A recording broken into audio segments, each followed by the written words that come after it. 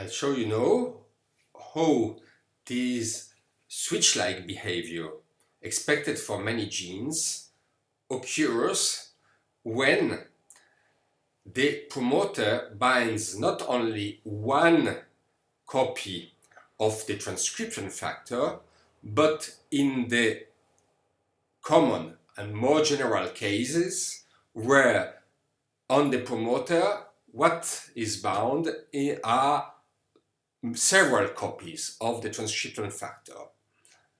Instead of activation of the transcription only by binding of one transcription factor, as the previous simplest example, there must be a given number n of copies of the transcription factor that binds on the promoter in order to activate transcription, in order to recruit the polymerase for transcription to occur.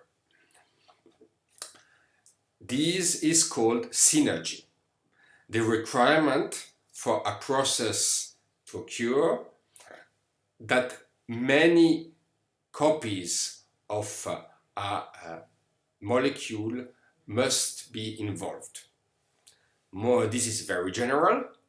Actually, most transcription factors act as dimers. The two protein transcription factors bind together, and it is only when they are bound together and form a dimer that they bind on the promoter. Or also, many other cases are where the transcription factor acts as a tetramer. Tetramer means 4 copies. It is binding of 2 monomers to form a dimer, and those 2 monomers bind together to form the tetramer, and it is the tetramer molecule that is able to bind onto the promoter and activate transcription. Okay? What we'll see is that this requirement of synergy changes the regulatory function of the single molecule case from the hyperbolic function in a function that looks almost alike, but where you have some exponents that appear in the dependency on the monomer transcription factor concentration. And it is these exponents that lead to the nonlinearity. Okay, let us show these, how to obtain these expression for the gene regulatory function in the simplest nonlinear case, that is when the transcription factor binds as a dimer on the promoter. It binds as the compound made of 2 units A, the dimer. So this model now can be formalized in the following chemical equation.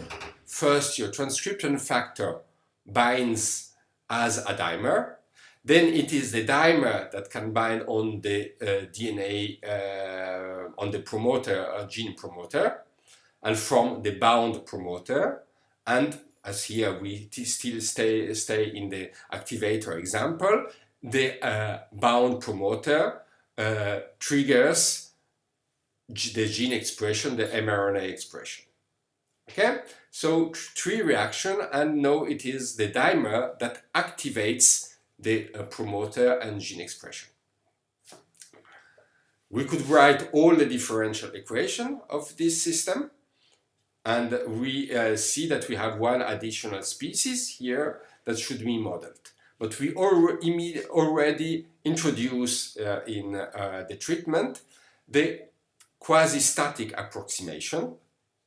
That is, we will assume that the binding and unbinding reactions, here dimer formation, here binding of the dimer on the DNA, that we assume that these reaction, binding and unbinding, occur at a much higher rate than transcription, so that we can assume each of these reactions to be at equilibrium, and immediately simplify the differential equation by immediately assuming dimer formation at equilibrium and dimer binding on promoter at equilibrium.